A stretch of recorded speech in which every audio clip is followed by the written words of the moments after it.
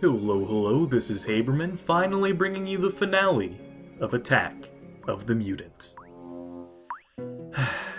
Picking up where we left off, as always, that tends to be how episodic content works. Can you tell I've run out of things to talk about at this point? That we've already expended all there is to say? One of these doors takes us to the bonus level again, one of them takes us forward in the story. It's a 50-50 shot. It could go either way. Right, we picked the wrong one. This is the bonus level again. How's it hanging, Skelly? Old buddy, old pal. I've got a split for now, but I'll catch you at the reunion next year, right? Nice catching up with you, buddy. Okay. Now, if I had to guess, this is going to drop us off on another floor we've already been on before. Wow, we're going way back right now. Come around full circle at this point, really. Complete with locked doors and everything. Come on! Free me! Who would that be? I'm way more forceful than I look! Oh, right, Flo. And another opportunity for a proper boss battle completely wasted.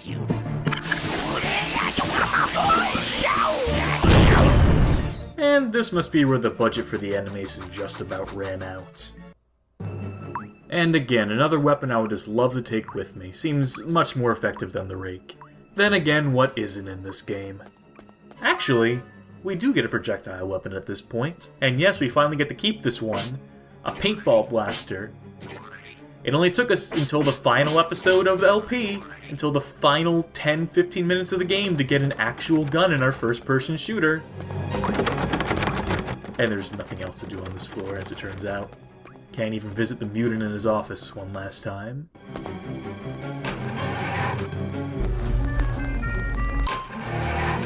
Did I say we had already come around full circle? Because now we really and truly have.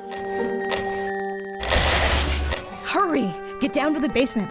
Root Rot's up to something and must be stopped. Yet another completely pointless cutscene.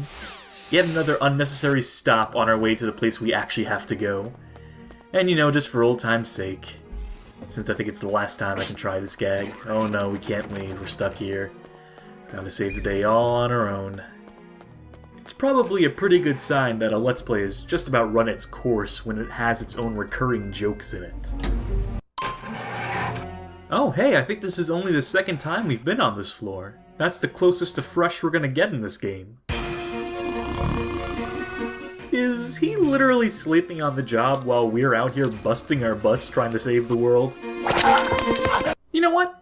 As far as I'm concerned, not our problem. You know what? He made his own bed there, literally, and now he's got to lie in it. Except, of course, that we have to rescue him to progress this little story along, so... That doesn't hurt me. So, naturally, the paintball blaster is also useless as a weapon. It just pushes enemies around. You could probably use the rake here if you really wanted to. And with that, another minor villain has been completely obliterated. Hey, nice work, kiddo! 2 minutes until conversion completion. Keep the guitar! Split now! If the conversion gets done, man, Mutant wins! Oh. 2 minutes. And he's dead. Or he's just nodding off again. Going right back to sleep. And we get yet another ranged weapon. Which doesn't seem to be very effective at all. Maybe he's just immune to it.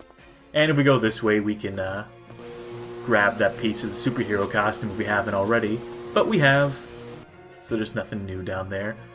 But yeah! How about that, huh? We get a second ranged weapon within a minute of getting the first. What's the point? What's with the pacing here? You couldn't have spread these out? You couldn't have given us one of them in the middle of the game, then given us the second one now? We could have gotten the guitar, like, 30-40 minutes ago? I struggle to understand what they were thinking here.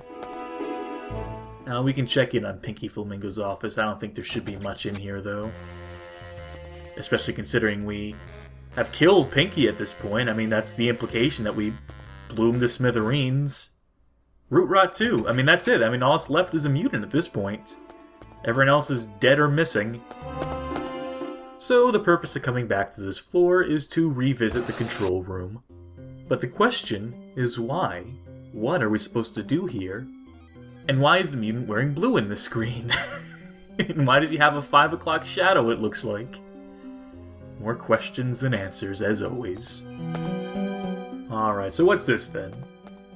Some sort of console? Oh, enter password. 4 letters, huh? That's... You know, not to give the mutant any advice, but you could probably come up with something more secure than that. Wait a minute. 4 letters. Password.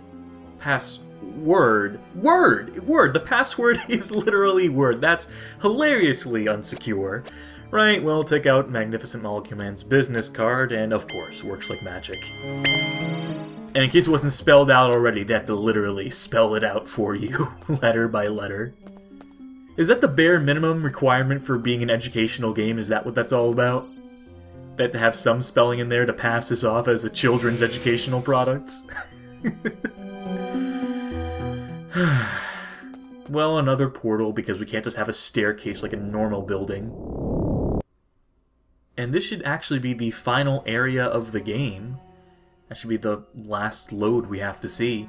Unless we die again, which will probably happen once or twice. Right, well, the end is here, the end is near, and here is the final ascent. And a new enemy type, just in time for the end of the game. And not even a threatening one at that. You have to shoot them to get them to shoot up in the air, giving you enough time to pass under them. But I don't have the timing on this down to a science, apparently. And are these the same wasp enemies from the beginning of the game from the greenhouse? It's been a while. Paintball and guitar have the same exact effect, so...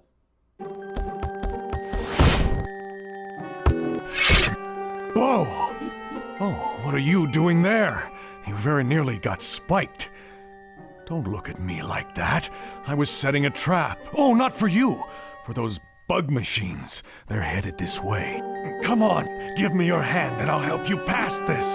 Oh, for the bug machines. You mean the ones that can fly? Yeah, nice try, Trader. How about you absorb some of these paintballs into your molecules? All right, friend. Have it your way.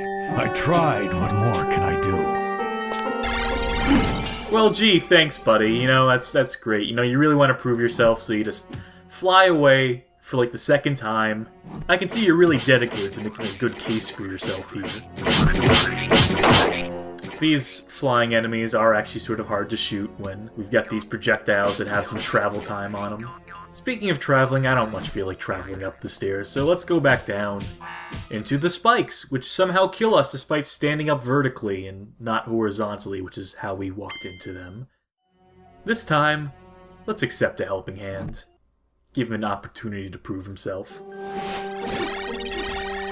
Oh hey, he's gonna take us right to the top. Skip this whole puzzle. No, wait, nope, just arbitrarily drops us off midway there. So we still have to do platforming here. We still have to jump across and risk breaking our legs if we miss. I think he skips like 3 or 4 floors for us. 3 or 4 flights of stairs is all he does.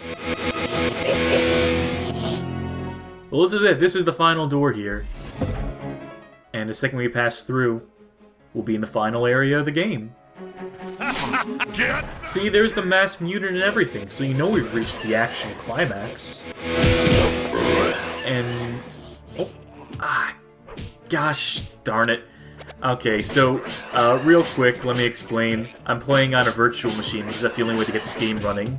And dang it just happened again. So whenever I try to do Control and Alt to strafe and shoot at the same time, VMware, the program I'm using, decides to interpret that as me trying to Alt-Tab out of the game. So the long short of it, me taking all that damage is on the count of me being a lazy idiot. Use these. They'll work in your paintball blaster. Wait! She's not the real Dinah. I am. No, take my earrings and blast her. Not me. Her! Can I just shoot you both? Okay, so there's a bit of a puzzle here. The case of which Dinah is the real Dinah, and I'm gonna get this wrong intentionally to show what happens. We get blowed up is what happens, and it turns out the mutant was the one responsible. So, the secret to the puzzle, if you can call it that. The deeper red matches up with their uniform. The one that's sort of off red doesn't. I don't know why they didn't just make the earring purple in this case. You know, really spell it out. Not me! Can't even preemptively shoot the mutant here. Get that kid! Ooh, that slippery devil getting away again. So the paintball blaster has just become our ultimate weapon, since it now fires full-blown explosives. Which means the guitar is just completely pointless, and there's really no reason it should have ever been given to us. Especially because it literally cannot beat the final boss, as you'll see why in just a moment, if I can navigate the platforming here. Have I mentioned yet that I don't much care for platforming in my first-person shooters, particularly in my 2.5D first-person shooters without proper mouse look mechanics?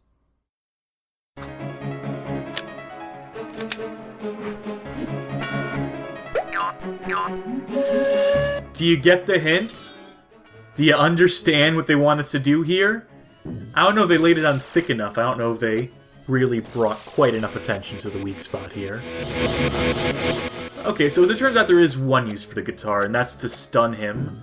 But you can also do that with the gun, too, so there's not really a point. You know, there's no point to living. Let's die. Let's see what happens when we die. You're the loser! I'm the winner! Loser, loser, winner, winner, loser, loser, winner, winner! And there you go, that's the bad end, which they bothered to do the animation and voice work for, which is honestly sort of surprising to me. They could have just gone with a standard game over screen, but they put the extra effort in. Kind of makes me wish they put some extra effort into some other parts of the game, but we'll take it where we can get it. Right, so nothing to it but to hit the bullseye, as it were. The literal bullseye. Subtlety is not this game's strong suit. And I think it takes a whopping total of 5 hits to compromise the integrity of the structure, so to speak. Oh,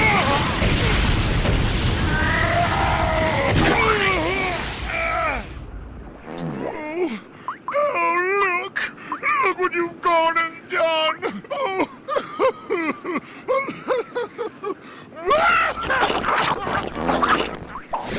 I bet the Foley guy in the sound department had a field day with that one.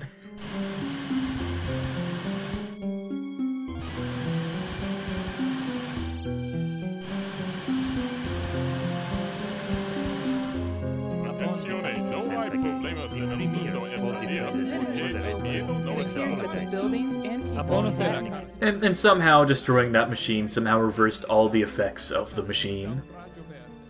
Don't ask me how that works.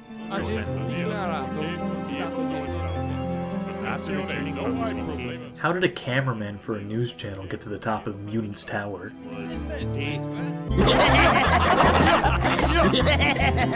Hey, nice job, man! We knew you could do it! You saved the whole town! Not to mention the entire world! For this, we are more than happy to make you an honorary member of the League of Good Guys.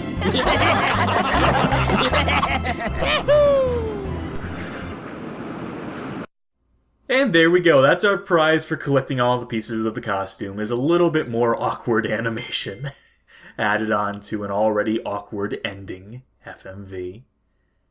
And that's it. That's the end of the game. Just take us right back to the main menu. That's really it. That's all there is to it. It ends as abruptly as it starts. And so that was the Goosebumps attack of the mutants. And here are the credits. Here are the people responsible for it. And here's the part where I talk about my final thoughts on the game. Which, you know, it's tough, man. Because you can look at this from one of two ways. One, you could look at it objectively and say that it's a bad game. The level design is poor, the combat is tedium incarnate. I mean, we get stuck with a rake for, I want to say, 90% of the game. We don't get the 2 ranged weapons in the game permanently until the literal last minutes of the game, at which point one of the weapons immediately obsoletes the other, which, you know, plays into the fact that this game has terrible pacing as well. And to top it off, it's super short. I mean, actual gameplay, you could finish this game in under 30 minutes, guaranteed. It's more cutscene than gameplay, that's a fact. And I should maybe test that fact, actually. I think I can, and I think I will. But all in all, bad value proposition for your dollar. If you're a parent buying this game for your kid, paying what, 40 to 50 bucks when it came out, you're getting ripped off. But that does bring us to the other way of looking at this game, the other perspective we can have on this, which is it a good game for a kid? And to that I say, no, it's not. As a gateway into first-person shooters, it's poor. I mean, it's a bad game objectively, and I think a kid can see that. I think a kid can see the flaws in the game. I certainly did. I think an average kid back then would realize how short it is, and they would get bored of the rake as their only weapon, and the platforming would frustrate them, and they'd overall not have a good time with it. Again, I know I certainly didn't as a kid, and I certainly don't now. So, what does this game actually have going for it? Anything? The style is kinda interesting, the menus are cool. Some of the textures and the sprites in the game are also kinda cool, but the cutscenes are awful. Even, considering that this was one of the first cel-shaded games, but you know what? There was better CG out at the time. Toy Story the movie had come out already. And so, what does that leave us with? The cool menus. And you know what? That's not enough to carry a game, sad to say. At any rate, I hope you enjoyed watching for the goofy cutscenes, the voice acting, me trying to piece together the logic for what was going on in the game, which is a fool's errand, by the way. Nothing in this game was ever meant to make any sense, so... What I'm trying to say here is that I hope you enjoyed the Let's Play for whatever reason you might have enjoyed it. I'm gonna assume you enjoyed it, because you watched all 4 episodes of it, presumably. Assuming you didn't skip ahead. But on the off chance you did, can't blame you. I should know, I played the game and I wanted to skip ahead. Oh boy. Well, this has been Haberman, your humble host. See you next time for another bad game, probably. Man, can you believe I made it through this whole LP without swearing once? That's a first for me. It was an interesting experiment to say the least.